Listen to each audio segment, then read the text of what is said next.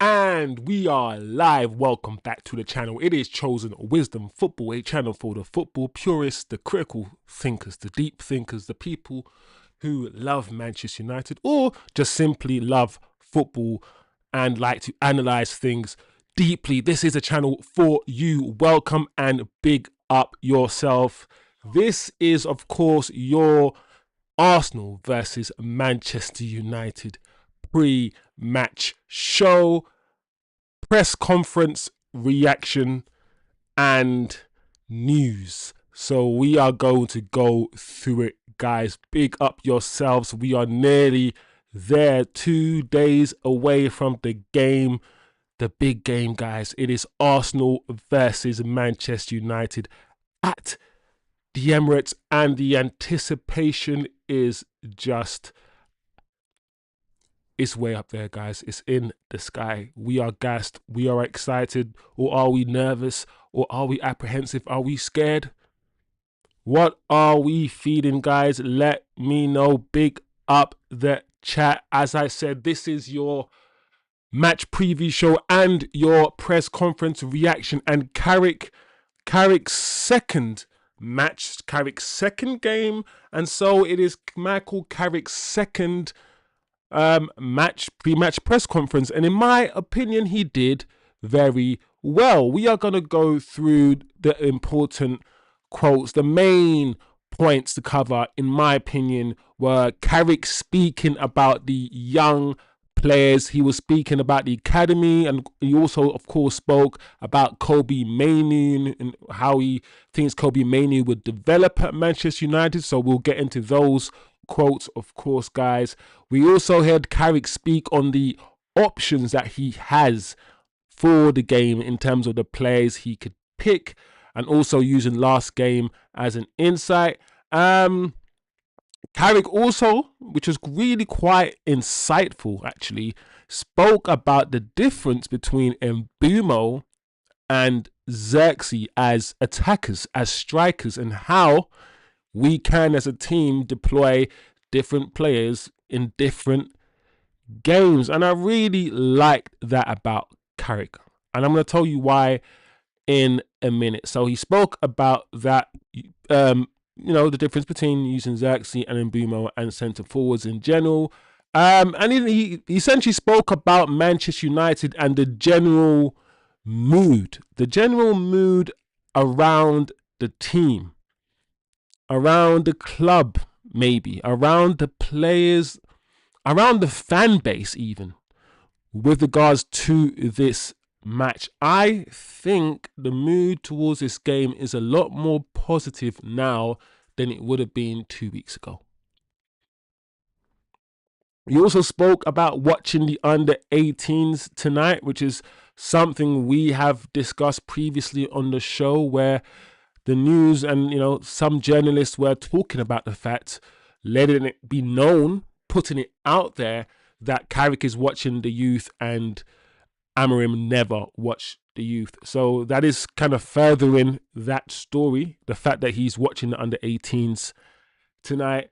And of course, guys, as most of you know, would have seen the news, Casemiro, and seen the video, which was a really, really good video on YouTube on the Manchester United website of Casemiro, and Casemiro is leaving at the end of the season, which most of us knew already. But now that it is real, now that we're in January and he's already announcing that he is leaving, and not that he just left, we've heard him speak, and we know how much this club means to Casemiro. You can see that even though he's not as quick as maybe he once was, he's a passionate human being. He's a general, he's a warrior. And yeah, just knowing that he's leaving and just seeing that video just brought it home. He's been a really good servant for the club. So we'll just touch on Casemiro later on as well, guys, as well as maybe touch on Bruno's future. And also, we will look at the team. And I think the team against Arsenal will probably be similar to the team that played against Man City. Why wouldn't you? I mean, if that team did so well against Man City, and Arsenal play a similar type of football in the sense they want to dominate the ball, dominate possession, use the width. So I can't see us changing the way we play drastically. So we'll go into the team news as well. So there's a lot for us to get through, guys. So let's do it as we usually do. Let's get through the news, the hot topics. Let's hear what Cameron. Let's hear what Carrick has to Cameron. You know, Cameron is Carrick and Amarim. Cameron. Flipping heck. I'm already doing it. Cameron. Anyway, let's see what Michael Carrick, the new gaffer, has to say when he was asked about young players and Kobe Mainoo. He says this club needs young players coming through. They're the foundation of the club. You've seen last week that what Kobe can bring. I started working with Kobe when he was 13 or 14 years old when I was doing my badges. And I feel like there's so many ways you can look at this tweet, and you can look at it and just say he's being positive, he's speaking up the young lad, which is factually that is what he's doing. But when you just look into it, it just reminds you that there is a deep relationship there. He knew him when he was a kid, training him when he was a kid. There's a connection there. Kobe's gonna play for Carrick, and he's gonna. When you play for someone you like, even though it shouldn't matter, it actually does.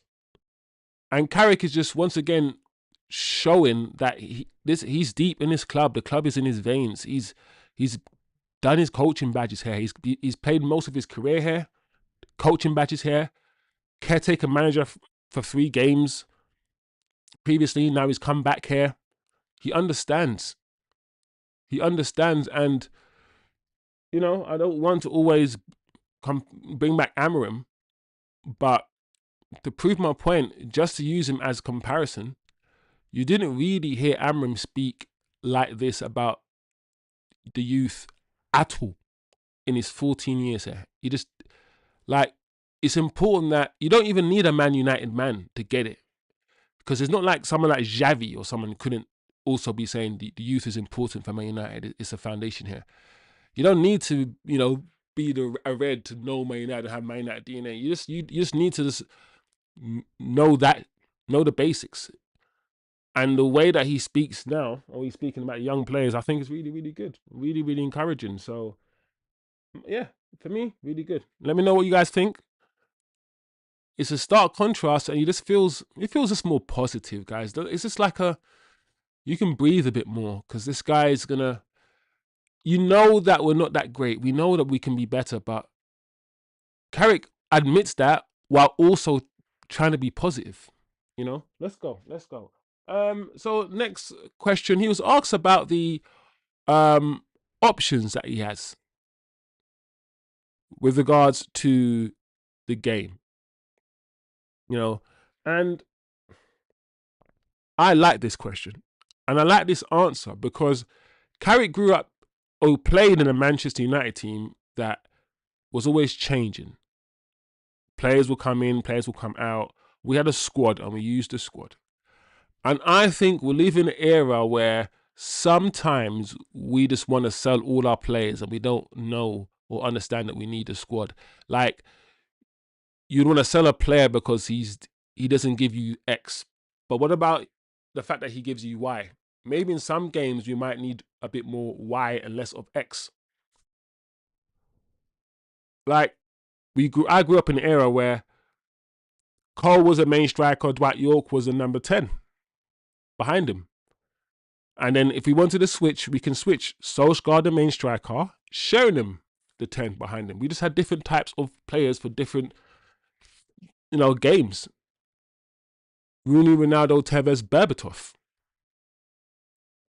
So Carrick says every game demands different things.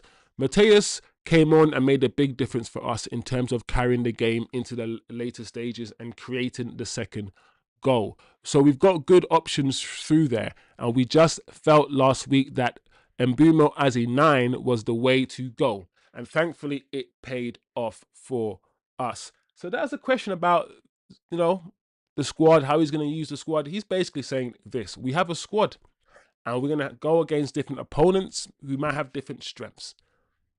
I will see every game by game, and make my decision up. And that's cool. That's good. I think as a fan base, that's all we really need. We need, if I can speak for everybody, a manager that picks a team on merit. Picks a team on merit. No favourites. Assesses it game by game. Might change his formation the next game. Doesn't need to play 3-4-2-1 every game against every opponent. Even against the opponents we should thrash, he's playing it. No, he might just change it up against a different opponent. Why not? And I like that, guys. So big up yourselves. Big up the chat. Let's move on quickly. And he was asked about Bryan Mbeumo and Joshua Zirkzee. And once again, guys, I'm not going to lie, I liked this response. It is a variety in terms of strengths. I gave him a free, he's talking about Bryan Mbeumo, I gave him a free role to drift. Benjamin Sesko is great on the line. Yeah, of the defenders, the back line. We understand that. The shoulders. Joshua Zirkzee can do a bit of both. He's very good at bringing players into it. It is great to have that flexibility in terms of carrying the game to the later stages. Carrick, that is what you do, and that is what you say. No pitting players against each other. No saying, he has to work hard to get into the game, all these things. He's saying, listen, every player has their strengths, which is true. We know their strengths. And he's also saying it is good to have players. I mean, if you have one striker that can possess every one of those qualities, then of course you're laughing. Everybody wants that. But it's good to have players who possess different strengths. Also, you can play different types of football. Change the way you play versus different opponents. Something that our previous manager wasn't really doing. Hence why I kept saying we could get more out of these players than this manager is currently getting.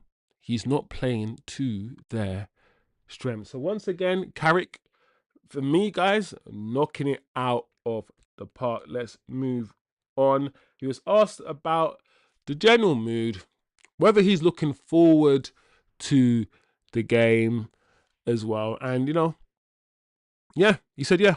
Why wouldn't he say, yeah? I'm looking forward to the game. It's a big challenge. Arsenal have so many strong points to their game and squad. They are where they are for a reason. We're not taking that lightly. We feel we're in a good place and go there looking forward to the game. And I feel like that's true. I feel like he's spoken for all of us, guys. I feel like we could lose. Of course we could lose. We're up against Arsenal. And if we lose, fair enough. But I feel like we're in a good place where I feel like if we do lose, I don't know if it's going to be because the players didn't try or something like that. I feel like if we do lose, it's going to be a narrow victory. And it will be a set piece or something, maybe. But I feel good about this game, and I feel good going into this game. Let me know, guys, how you are feeling about the game today. Let's move on.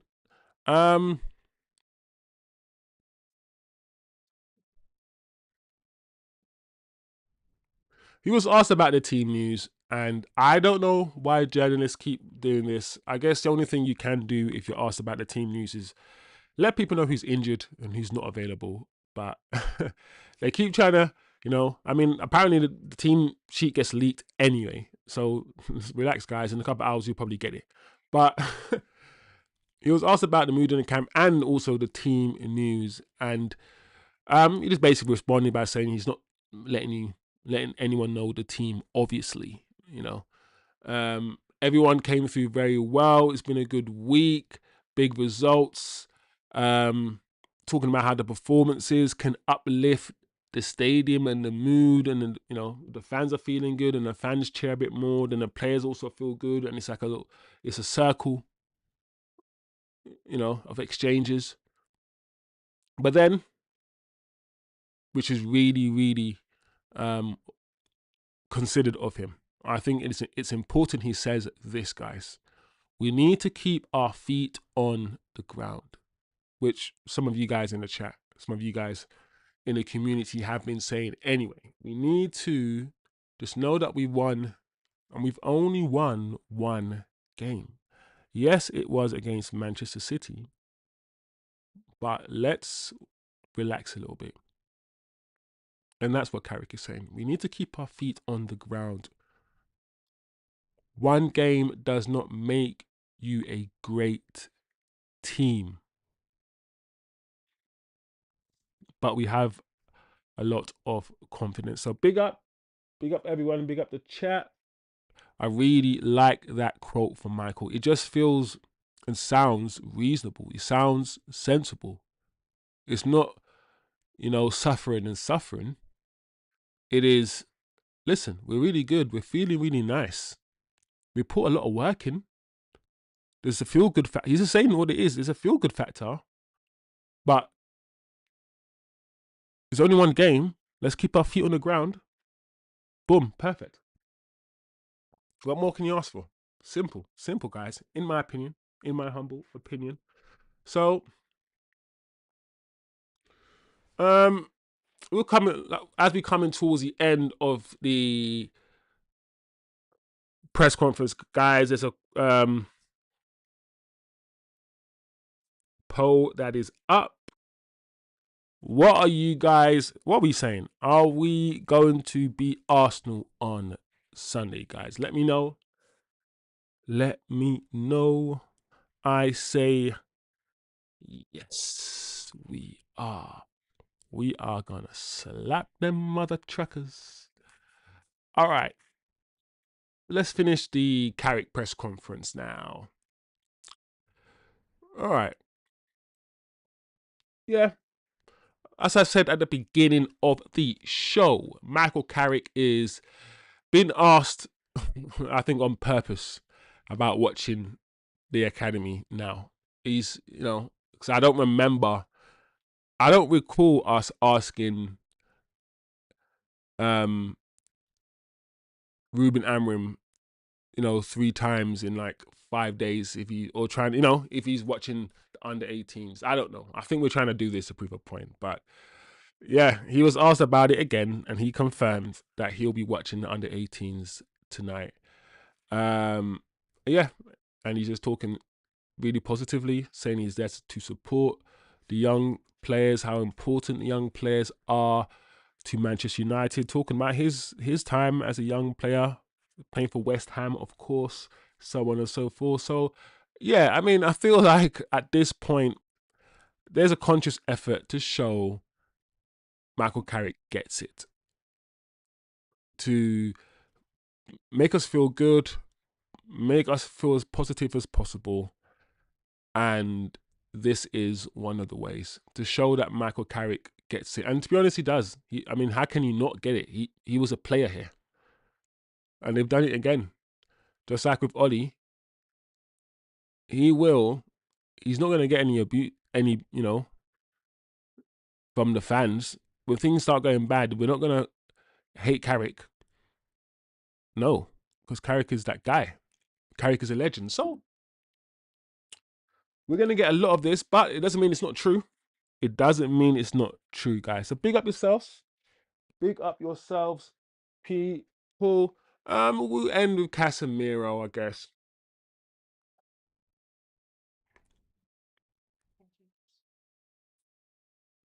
Might want to clip this individually.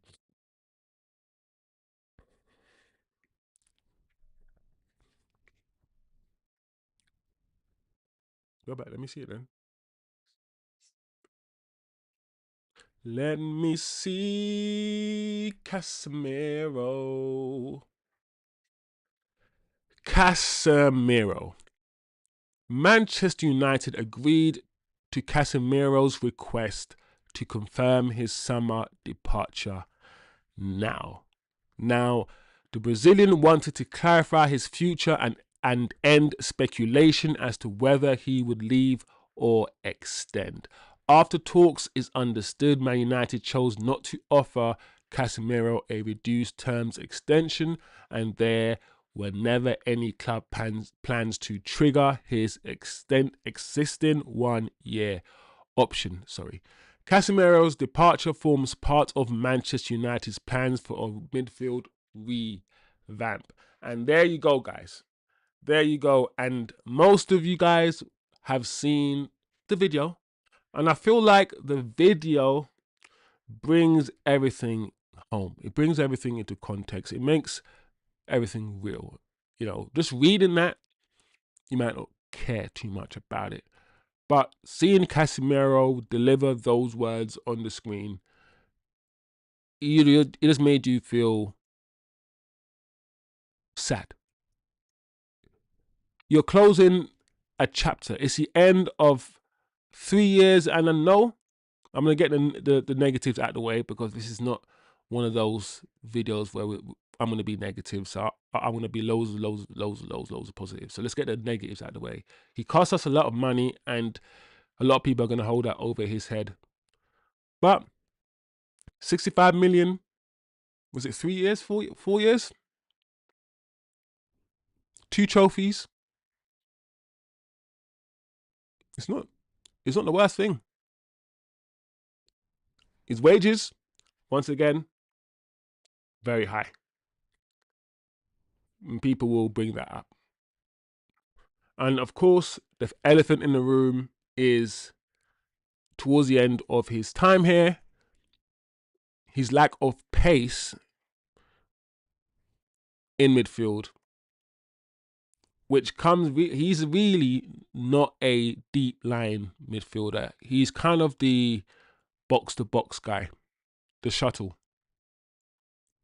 At least that's what he was in Madrid's team. Modric, Cruz, and himself. He came here with a lot of expectations. Played very well in his first season. Him and Eriksen in the midfield. Very good partnership. Ten Hag season. Had a very good season. Scored very important goals. And to be honest, he's carried on doing that. He's often, especially at set pieces, been somebody who scored very important goals for us. But his first year, did really well at the base of that defense with Martinez and, of course, Varane. I think we finished top 3 or something with Ten Hag. Don't misquote me. Misquote me. I mean, I'm not sure, but you know what I mean. Second season, okay. Third season, not so great.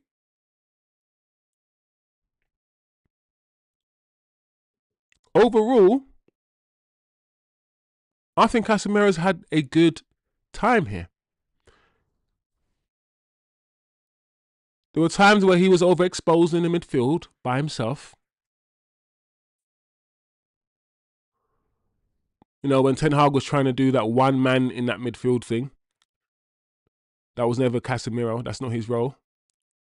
Just understand what he is. Just understand what he is.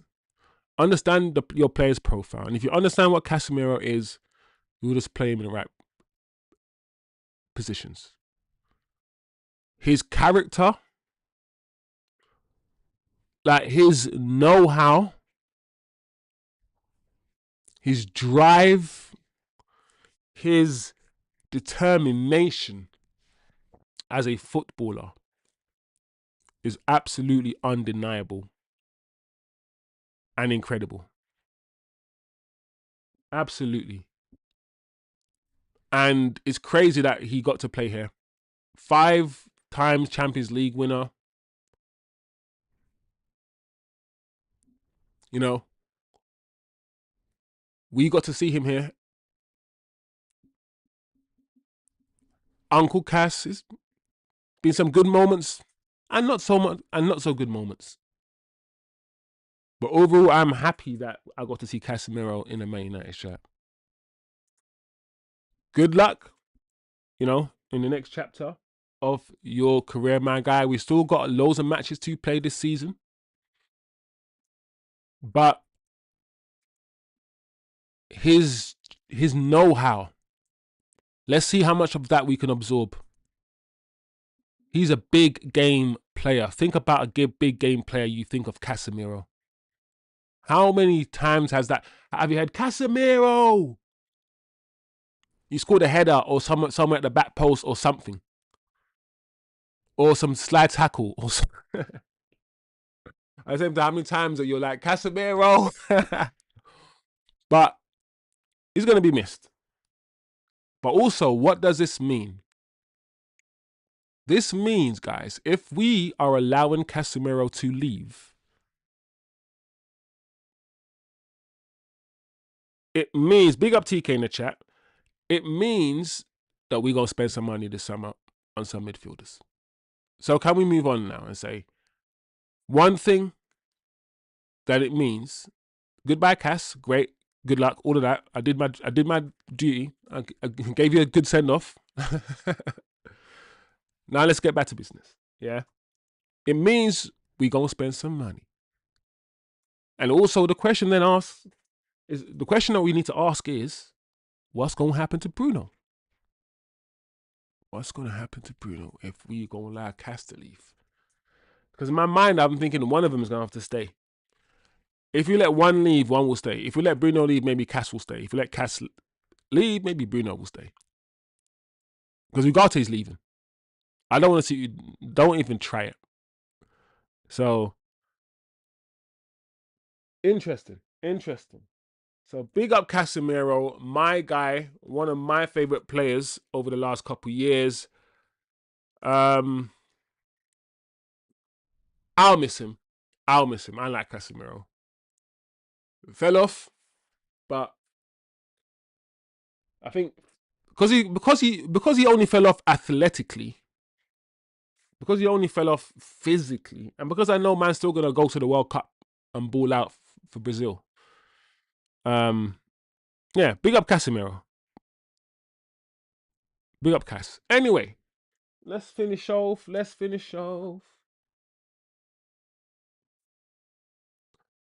We can skip this. We can skip that. We can go straight to what we got. Have we got the team?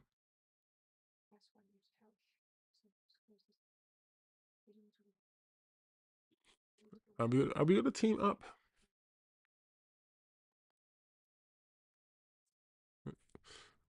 While you.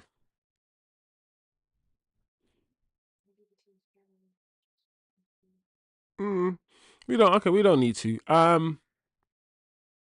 Yeah, I mean, one of the questions is really what happens to Bruno, guys? Because, as I said before, I think I said this in the summer. It just looks like they're going through the recruitment. Manchester United are going through the recruitment literally in some basic, systematic way.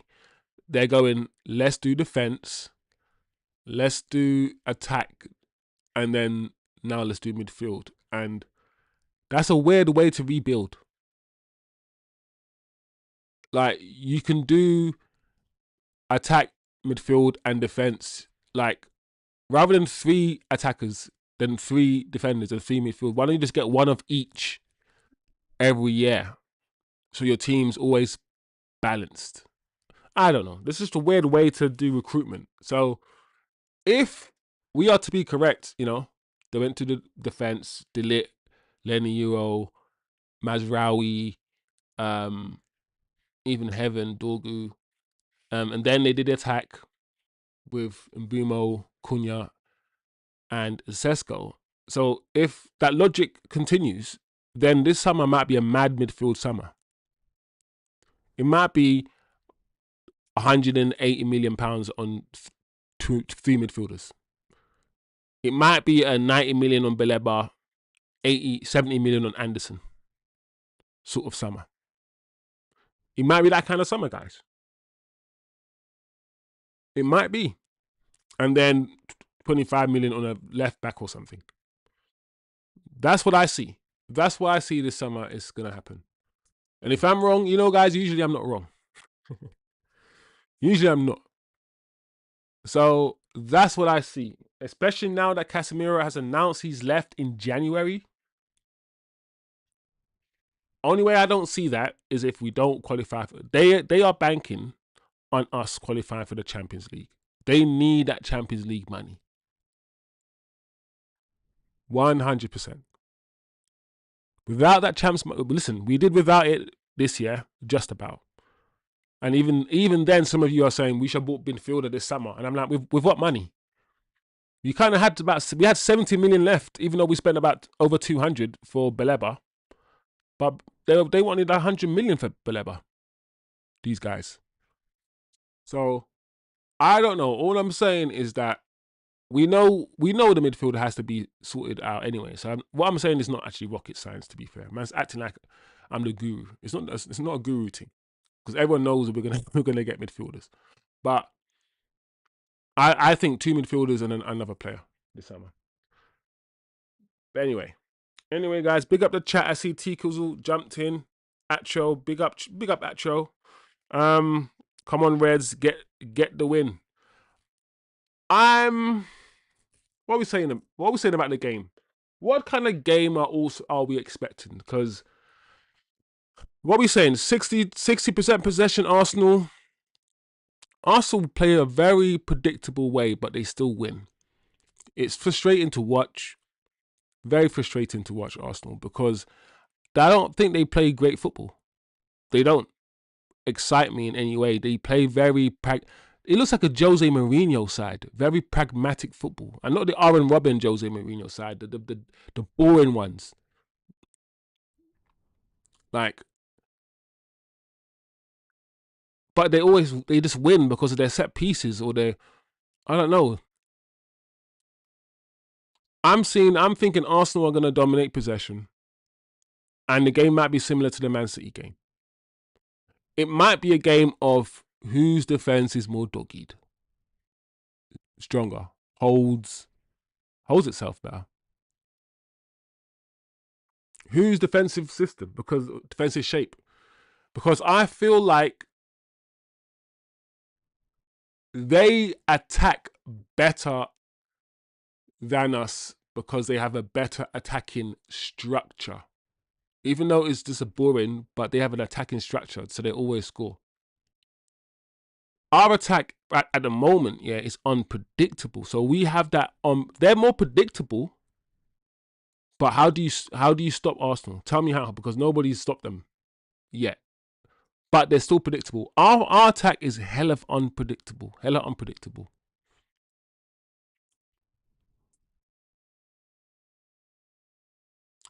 Let's see how good, that 4-4-2 defensive structure, low block, is against Arsenal. When they are moving it right to left, when Saka's getting it and Saka then spreads it to flipping Trossard, when they move the ball quickly, let's see. And when they do them triangles, like they always like to do, Odegaard, Trossard, and the right back, what's his name? Timber. And they try to do them triangles, and Saka tries to do the third man run. Let's see if we can stick with the runner and follow our man. I want to see what Saka does against Dorgu. Dogs,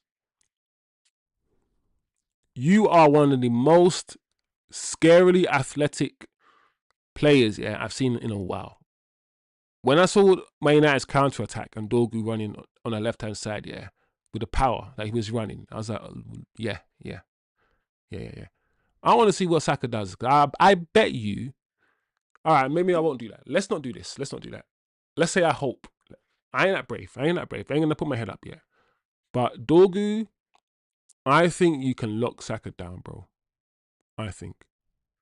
And if it's a game of counter-attacks, if it is a game of counter-attacks, if Arsenal want to play their high line, yeah, if they want to do that, which they will do that, they'll try to camp in our half, they'll push us back, we will be in our low block. They've seen how we counter-attack. They've seen it now. Everyone's seen it. Yeah? Everyone's seen it. So all I'm saying is you play your high line. You do it. Just not do it. Do it. Do it. Listen, I know Gabriel Saliba, them man there, they're not slow. I know they're not slow, but I'm telling you, they're not quicker than Mbumo and Dorgu. They don't, and they're not. So this game is going to be, it could be a messy clash of styles. Because we ain't keeping no damn ball against Arsenal. Not really. I don't think so.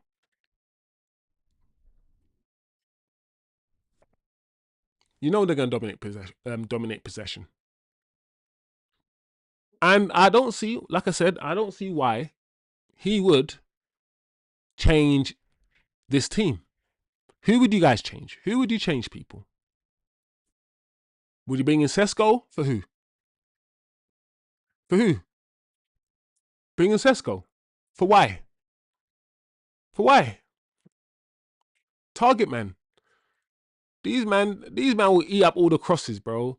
Is there any point in putting crosses in the box against Arsenal? Except maybe a corner with Maguire's head or Casemiro. Cunha? Bring in Cunha? For who? Once again, for who? What are you doing? What are we doing, guys? Who are we changing? And for why? So all I'm saying, if it ain't broke, just smoke. No, I'm joking. That don't make sense. If it ain't broke, take a toke. If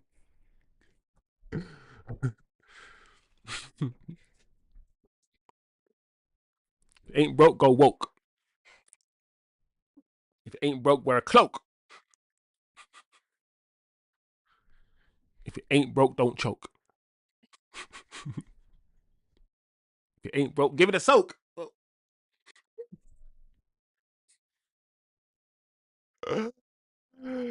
Oh dear. What are we doing? Or what are we doing in our lives? What are we doing in our lives, people? Acho, I have a full chest, bro. A full hairy chest. By hook or by crook. Soddy set piece. Oh no, I don't know. I almost said it. My YouTube license cancelled. Oh no, because it wasn't did this. That's why. Um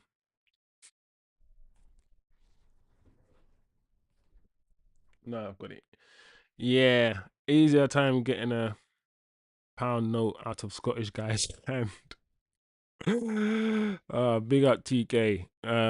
Shaw and Dorgu locking up Saka. Welcome to the Yeah, at troll. That's how I'm feeling, guys. So I'm feeling it might be a lockdown Saka and a lockdown the wings, because do Arsenal play down the middle of the park, guys?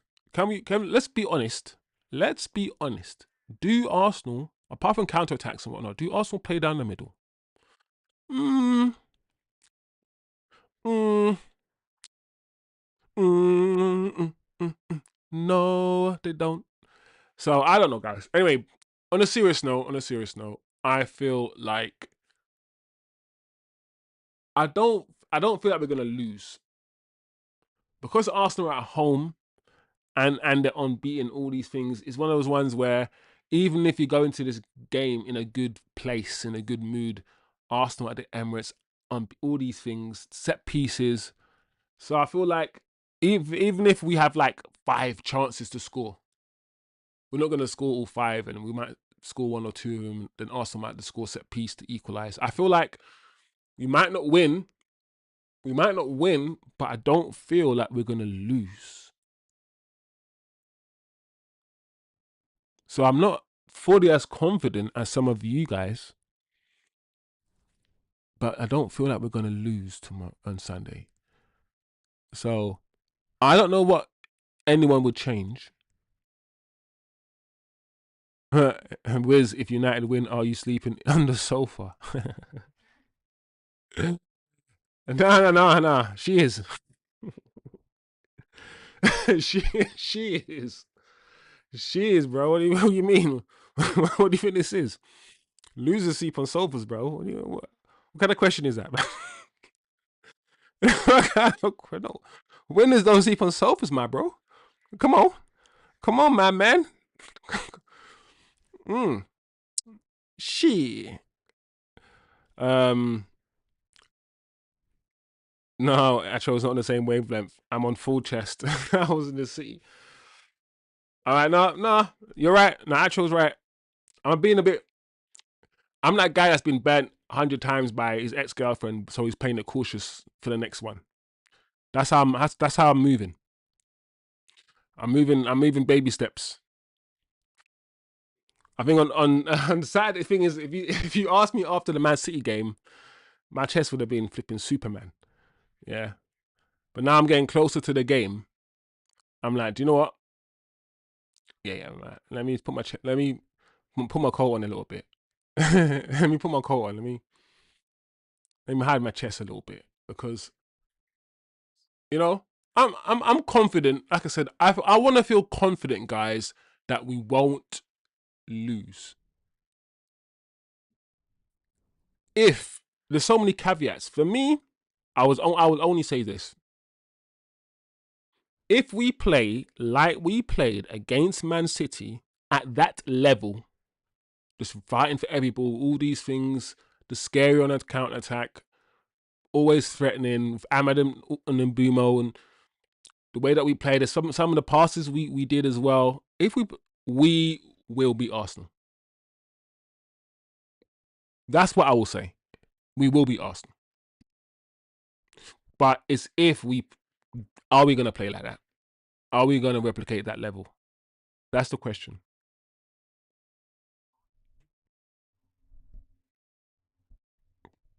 Big up, big up, Mamadou. So Mamadou in the chat, my guy. Big up, Mamadou in the chat. What's Atro saying? And what is Martinelli doing with Dallo and Ahmad? Atro, as if Martinelli even starts, my guy. Is it Martinelli or is it Trossard going to start on the left? Or could he do something different and start? Think about Arsenal, they've got options now. Because they could start, what's his name? Madueke. They could start Madueke on the left, Arsenal.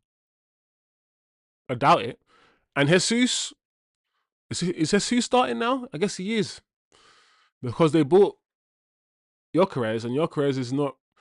Listen, I said this about Arsenal. I said Arsenal having an option of Gyökeres is cool. But Arsenal play better football when they have a roaming striker, a false nine. False nines are the way to go. Like out and out strike, unless you're Man City and Haaland. They've done it. Cool. And they show that it can be done. And you can play football, I always say, in many different ways. But Arsenal play better without Gyökeres. I'm going to say that. They play better without Gyökeres. So listen, the best thing that we can hope for in the lineup is to see Gyökeres. If we see Gyökeres in the lineup, I'm going to be a lot happier. That's all I'm going to say. That's all I'm going to say. So, guys, this is it. No other game matters. No other game matters more than this game on Sunday. It's 4:30. Everyone will have played already. We can beat them. I can't say we have to beat them, but we can, guys. We can. Let me know then.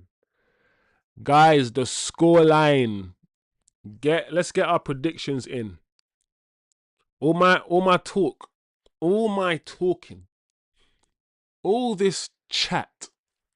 What do I actually think is going to happen? Predictions in, predictions, people. And also the poll is still up, guys. which is kind of, I mean, the poll's kind of the prediction, but I'm talking predicted score line. I'm going I'm going I'm going 2-1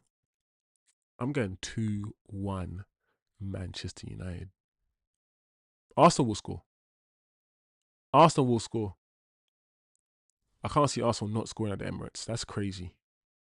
They will score. But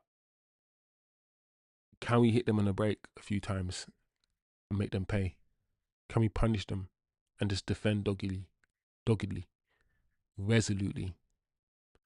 That's the question. I think I'm saying 2-1. I'm saying 2-1. I'm saying that, and for it to be 2-1, we have to score first. So I'm saying we score in the first 30 minutes, maybe. They might respond very quickly, because usually when we score, Arsenal just respond quick, and it just pisses me off. Or they'll respond quickly after half time. Then the game will be 1-1 for a long time. They'll have the ball, and then we'll hit them in the break one more time. 2-1, and we'll hold it. I think they'll throw in all their crosses and stuff, and we'll make our subs, and we'll bring Heaven on and whatnot. And I think, yeah, we'll be pumping the air, and we'll hold on for a 2-1. That's that's how I think it will go. I don't know why. But that's how I think the game will go. No, I wish and I hope it's 3-4-0. You know, I hope we just rip them apart like a pack of flipping wild dogs, hyenas, wolves. I mean, wolves don't. Yeah, we're wolves, but I don't think that's gonna happen. And also, how dare these guys? Because I've seen it. I'm gonna bring it up now. I don't know if it's a lot of Arsenal fans or just a minority, and I'm gonna hope it's the minority of you Arsenal fans. But I've seen you guys compare your current team that has won nothing yet. You've won nothing. You try to compare your current team that's won nothing to our 08 team. Are you on the Breaking Bad meth? Are you on Heisenberg's blue crystal crap? You have to be on that level, bro. The purest of the pure to send you to the moon and back. Yeah. To think that, bro. Like, I've seen people go through the teams, yeah. And I'm like, they went through like, okay, cool, who do you choose? Like Vidic or like, come on, even the back line, there's the midfield, Carrick, Scholes, Ronaldo. Even our bench, even Hargreaves, Tevez. It's just crazy. It's crazy. That is crack central. That is flipping Dave Chappelle show. Tyrone Bigham's territory right there. Flipping. But yeah. So we gotta do something, guys. Like just don't for me, just don't lose. Just don't lose, please. Please. T Kizzles. T Kizzles in the chat says 2-0 Arsenal. T Kizzle. Get out. Leave my house. How dare you disrespect my club? No, you know what? I hear you. TK doesn't think we're gonna score. Maybe. TK, can you qualify your prediction, please? Can you provide context? No way, TK, says Turkish. Turkish can't believe it. Oh, he's basing his prediction on Gunner's defense. Oh man, their defense is like flipping the Great Wall of China. It's like flipping. What is it? The iron. Can I say that? I haven't said iron. it's like it's what is this? Their defense is fake. Why does no one score past Arsenal? Ah man, TK's reminded me how stubborn Arsenal's defense is. Even when you counter attack, they get back quick. These guys are athletic as well. They get back quick. But I don't. Guess what, TK? I don't care, man. I think we can do it. I hear you. I hear you. Yeah, it isn't. It isn't popular. Your TK, your prediction is that pin to the balloon. That's what you did. Your prediction was the pin that popped the balloon, man. You popped it. You popped it, man. Come, you got to pop my balloon, man. Come on, man. Um,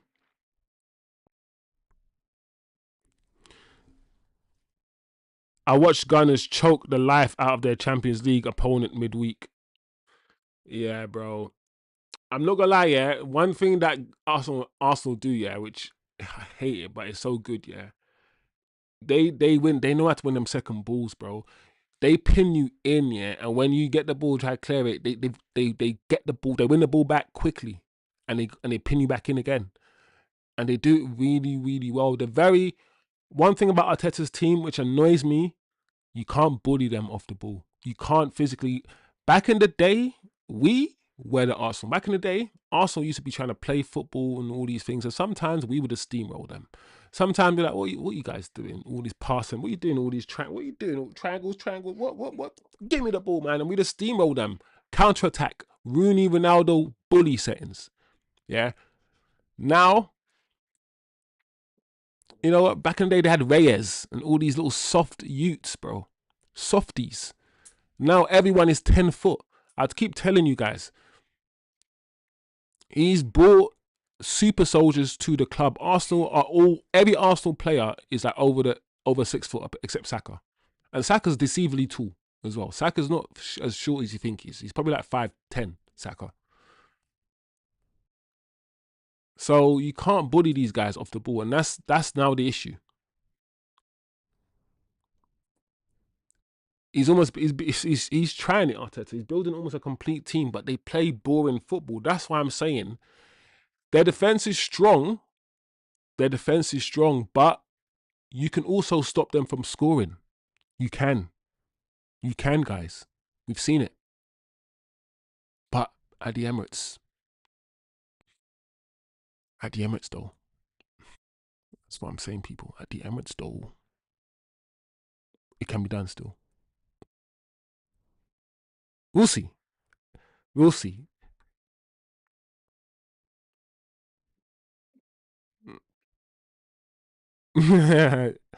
Sausage Express. TK is on the Heisenberg. The blue crystal one. That's what TK is on. He's on that one, man.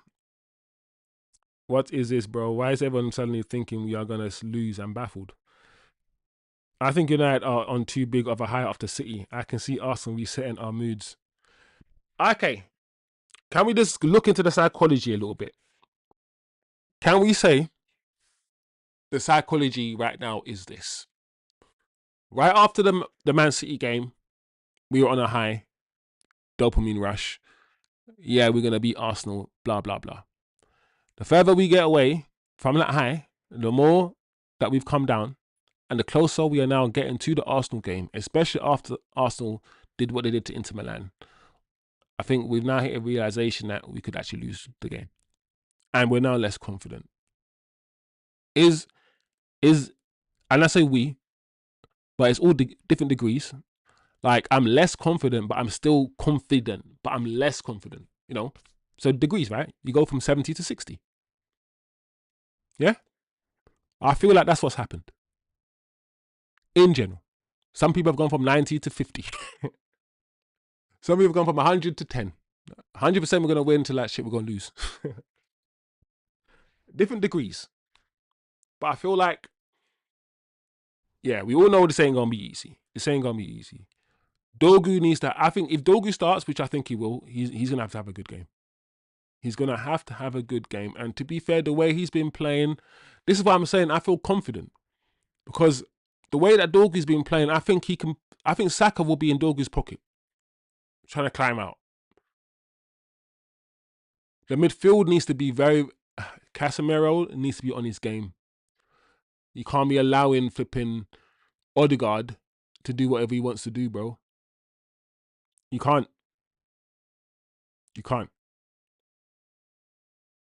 So let's do this, guys. Big up the chat. It's going to be a good game. TK says, if United go after it and don't let up, we will give Arsenal a solid test. But it will be just that, a test. Arsenal don't have too many kinks in their armour and will try to sleeper hold us. Yeah.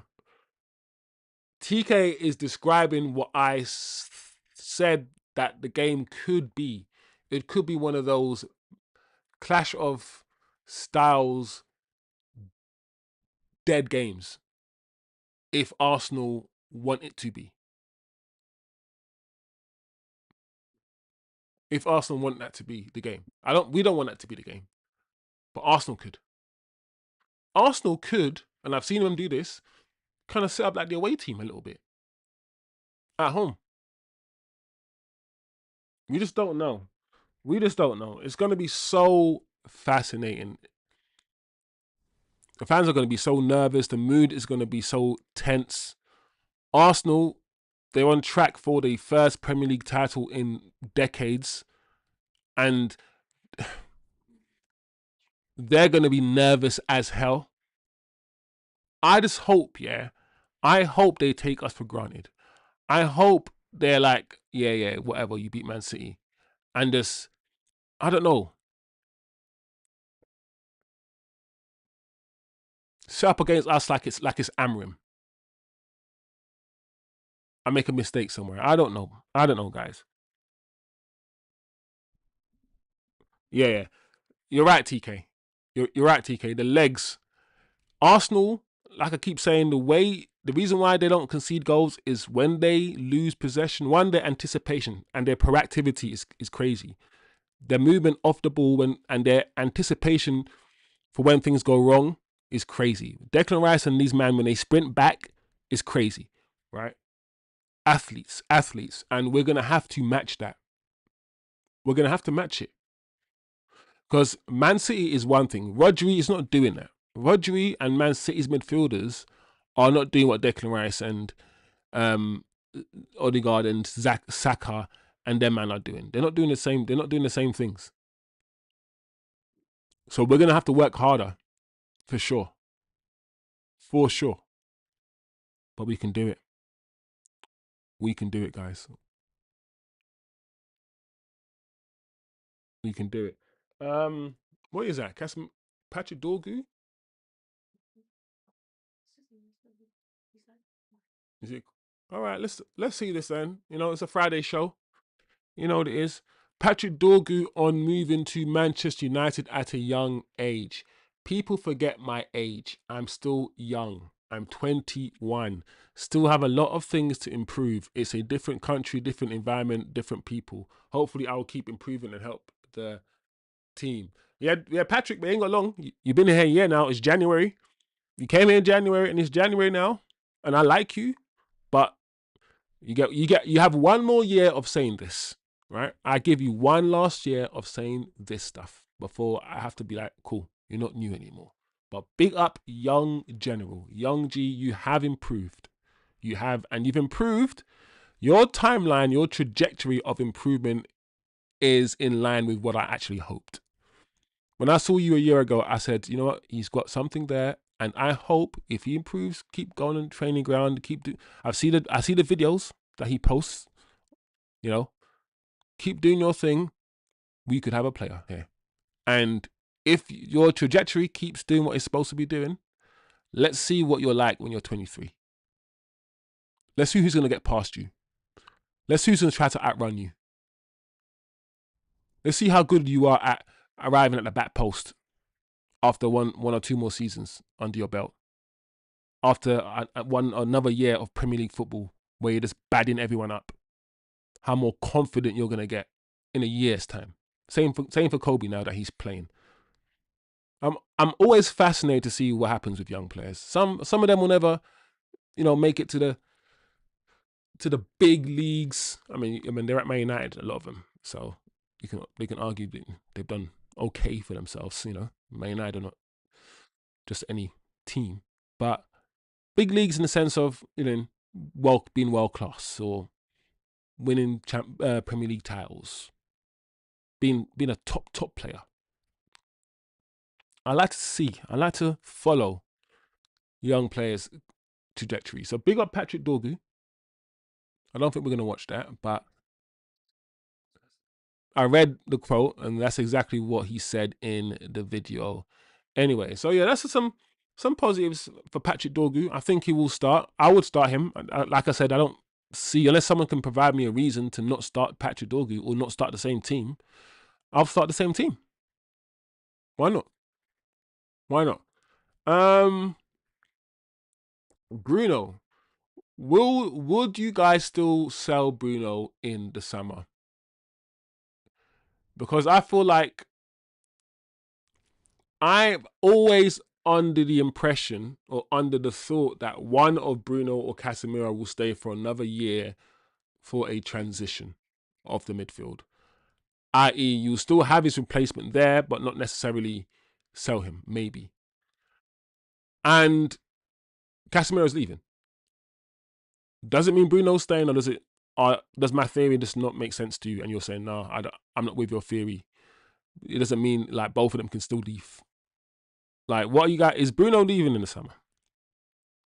Let's put that question out there. Into the atmosphere. So yeah, that's it, guys. That's it. I don't think you guys have a different team. I don't think we're going to argue about the team that starts. We're not having any disagreement or anything in the chat about the team. So we're all in agreement that should be the team that starts. If Mazraoui's fit, maybe Mazraoui for Dalot. But other than that, some of us think we'll lose. Some of us think we will win. But either way, we will be here watching it together. Whatever happens, I want the lads to just put in a good performance. Just give me something close to what I saw against Man City. And if we lose, I will still be like, cool, we lost, but we were unlucky. Or we lost, but it was an individual error. It went through the goalkeeper's legs. Or we lost because whatever. I don't want to be here tomorrow and say, oh, we lost because we just didn't show up. And we were just rubbish or whatever. That's not what I want. So all I want, is for us to put in a performance that resembles anything like we saw against Man City, and we will give Arsenal a very, very, very good game. It won't necessarily be a good game, but we'll give them a good game. And for some reason, I don't know why, I think Ahmad's going to score. I think Ahmad is going to score on Sunday. I think Amadinho, the Ivorian Messi, will score on Sunday. I don't know, I just have it in my... Just feel it. Hallelujah. Amen. Big up Eddie Blacks, my guy. Dorgu has improved. Waiting to see more. It's interesting. Also, we got to understand, let's be fair how we judge him as well, guys. Because we have to try to be a bit consistent. He is a left back. And we're playing him as an attacker and he's doing well. Are you judging him as an attacker? Are you judging him like, wow, this left back is doing so, like, how are we judging him? Because how you assess players is important. Because if we're judging him as a left back, then a left back shouldn't be doing what he's doing right now, playing as a left forward. If we're judging him as a left forward, then yeah, he's doing a good job. You know? So yeah, Dorgu has a way to go to improve. But I like the fact, and I've said it before about Dorgu, and we're still talking about him, that he can play, like, when you can play multiple positions, you can play obviously right back and right forward. So you can play the box, right? You can play right back, right forward, and left forward. We've seen him play all 4 positions, and we've seen him play all 4 positions at a decent level. 25 million for someone like that, he can do that. You could argue, yeah, and if he continues to improve as well, you can argue, is a steal, right? Is a steal. Like, the only other player that I know in the Premier League that could do that at a young age, at 21, play right back, left back, right forward, and left forward at 21. Like, what is that? That's crazy. Maybe like a James Milner. What would he say? James Milner at that age maybe could do. James Milner could play those positions maybe. But I don't know. Sometimes, yeah, we don't, like I keep saying, we don't even realize what certain people are doing, and we just, give the kid some flowers, man. What's Eddie saying? Arsenal's not going to be easy. Arteta ain't afraid to part the. Yeah, that's what I'm saying. Arsenal could make the game an ugly game if they wanted to. Arteta could just squeeze, like TK alluded to, squeeze the hell out of the game and just suffocate us, and then do an ugly 1-0.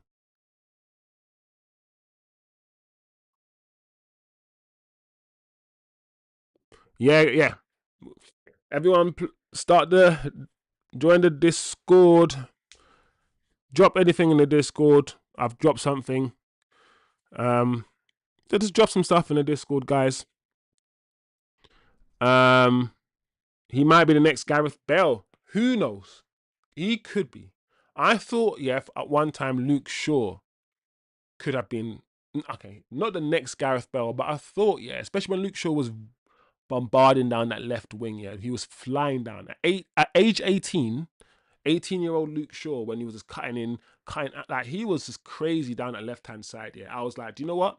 He could be. Luke Shaw has a technical ability. Luke Shaw's technical ability is not bad. It's actually good. It is good. That's not his issue. And I thought Luke Shaw could be not the next Gareth Bale, but no, maybe on that trajectory. But it is what it is.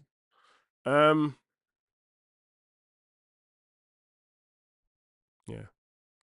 All right, guys. That's it. Big up the chat. 8:30 show. That is your match preview for Manchester United versus Arsenal on Sunday. It's a big game, guys. Please come back here. Make sure you are here on Sunday afternoon for the watch along, which will be live. The watch along is going to be live, I am sure. We have gone through the manager's press conference reaction. He spoke about Dorgu, spoke about the youngsters, spoke about how he can mix and match players, change the team depending on the opposition. I really like that. He spoke about having different strikers with different strengths. Once again, mixing and matching. I really like that. He managed the press conference very well. He answered the questions very, very well. I like Carrick's press conference. I think the team that will play on Sunday will probably resemble the team that played against Man City. Yeah, we agree that there's no reason to change it, guys. There isn't really a reason. But if he does change it, it is what it is. And I can't wait. I'm pretty sure you guys can't wait. I'm excited. He might change the team. And so let's see who he starts. Let's see what he thinks or how he thinks the best way to be Arsenal is, because you might think it's different to Man City and set us up completely differently. I don't think so, but you just don't know. So big up the chat. Big up the chat. Eddie just jumped in. T Kizzle, Sausage, everyone that jumped in. Atro, remember the Discord. Enjoy your Friday, people. Enjoy your weekend, and we'll be back here as usual. Big up yourself, and I'll see you guys